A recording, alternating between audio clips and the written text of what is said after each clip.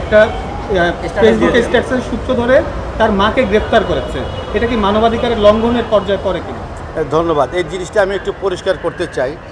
আমরা খবর পেয়েছি যে এক জায়গাতে এই খুলনার সম্ভবত জামাতের একজন নায়েবে আমির উনার বাড়িতে নাশকতা এবং আইনশৃঙ্খলা পরিস্থিতি অবনতি ঘটানোর একটি ষড়যন্ত্র চলছে এবং অনেকে জড়ো হয়েছে।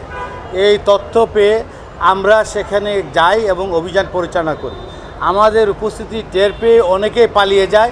আমরা 3 জনকে সেখানে গ্রেপ্তার করি এবং আমরা জানা ছিল না কোন 3 জন কে এসে আমরা 3 জনকে গ্রেপ্তার করি। এর মধ্যে একজন মহিলা, 2 জন পুরুষ।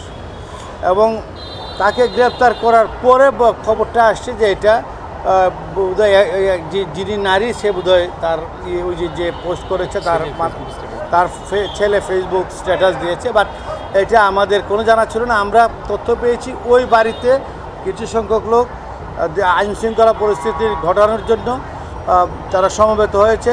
সেখানে আমরা বেশ কিছু ডিজিটাল ডিভাইস পেয়েছি, ল্যাপটপ পেয়েছি, বই পেয়েছি এবং নাশকতার পরিকল্পনার বিষয়ে বিভিন্ন তথ্য পেয়েছি এবং এর আলোকে মামলা নেওয়া হয়েছে। এটা কোনো ক্রমেই কাউকে উদ্দেশ্য করে এই ধরনের কোনো অভিযান পরিচালিত হয়নি। আমরা যখন তথ্য পাই আমরা ইন্টেলিজেন্স লেড অপারেশন পরিচালনা করি। ইন্টেলিজেন্সের ভিত্তিতে আমরা সেখানে যাই এবং অনেকে পালিয়ে যাই।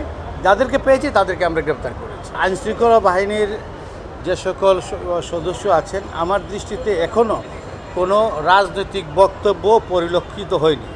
আমি আইন ও বিধির আলোকে দায়িত্ব পালন করে থাকি। আইন ও বিধির আলোকে আইনশৃঙ্খলা রক্ষার জন্য যে দায়িত্ব পালন করা দরকার, যে চ্যালেঞ্জ আমার সামনে আসবে সেই চ্যালেঞ্জ আমার মোকাবেলা করতে হবে। এটা আমার আইনি দায়িত্ব।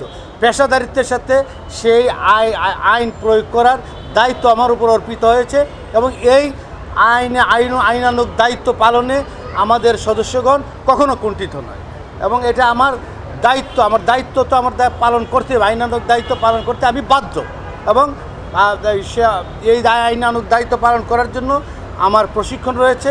আইন আমাকে পড়ানো হয়, আমাকে আইন কিভাবে প্রয়োগ করতে হয় সেই প্রশিক্ষণও দেওয়া হয় এবং এর জন্য আমাকে লজিস্টিক্স ইকুইপমেন্ট সব কিছু সহ আমরা জনগণের জানমালের নিরাপত্তা প্রদানের জন্য নিয়োজিত হই এবং জনগণের জানমালের নিরাপত্তার জন্য যেটা করা দরকার, যে দায়িত্ব পালন করা দরকার আইনানুগভাবে পেশাদারিত্বের সাথে সেই দায়িত্ব আমরা সবসময় পালন করে আসছি।